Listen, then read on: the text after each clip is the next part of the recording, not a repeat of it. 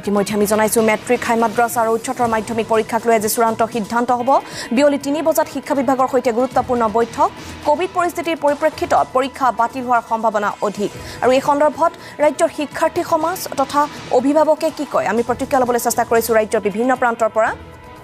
নলবাৰীৰ পৰা এই মুহূৰ্তত আছে আমাৰ সৈতে নলবাৰীৰ ব্যুৰ চিফ ব্ৰজেন তালুকদাৰে আমাক এই সন্দৰ্ভত জনাব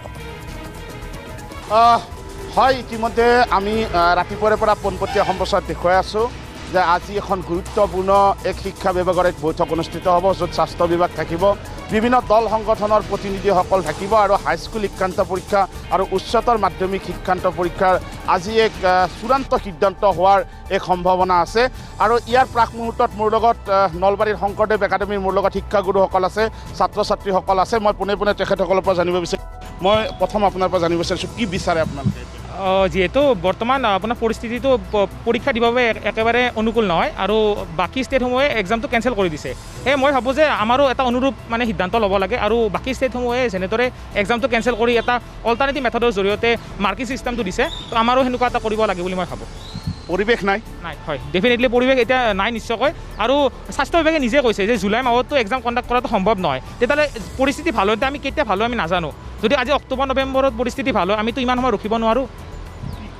সেইটোৱে বিচাৰোঁ কাৰণ সিদিনা স্বাস্থ্যমন্ত্ৰী নিজে কৈছে যে বৰ্তমান পৰীক্ষা পতাৰ কোনো মানে পৰিৱেশ নহয় এইটো হ'লে আৰু CBSE কেঞ্চেল কৰিছে বা তেওঁলোকৰ ক্ৰাইটেৰিয়াটোও দিছে হ'লে সেইটোৰ ওপৰতে আমাৰ চৰকাৰে সেইটো কৰিব লাগে কাৰণ আমি চবেই এতিয়া সকলোৱে এটা বাহিৰৰ কাৰণে নিট বা JEEৰ কাৰণে আমি প্ৰিপেয়াৰেশ্যন কৰিব লাগিব বা সেইটোত আমি CBSE হওক ICSE বৰ্ড হওক বা সকলো ৰাজ্যৰে ষ্টুডেণ্টৰ লগত আমি কম্পিট কৰিব লাগিব হ'লে সেইটোতো ডেটটো ইমান পিছে নাযায় নহয় হ'লে এতিয়া এটা সঠিক ডেট আজি এটা সঠিক সিদ্ধান্ত এয়া হ'ল নলবাৰীৰ শংকৰদেৱ একাডেমীৰ যিসকল শিক্ষাগুৰু আছে আৰু যিসকল ছাত্ৰ ছাত্ৰীসকল আছে তেওঁলোকৰ আমি মন্তব্য শুনাইছোঁ বা তেওঁলোকে কি বিচাৰে সেইটো শুনাইছোঁ আৰু সকলোৱে বিচাৰিছে যে এটা সুস্থিৰ সিদ্ধান্ত হ'ব লাগে অকল এখন একাডেমীৰে নহয় আপোনাক ধন্যবাদ জনাইছোঁ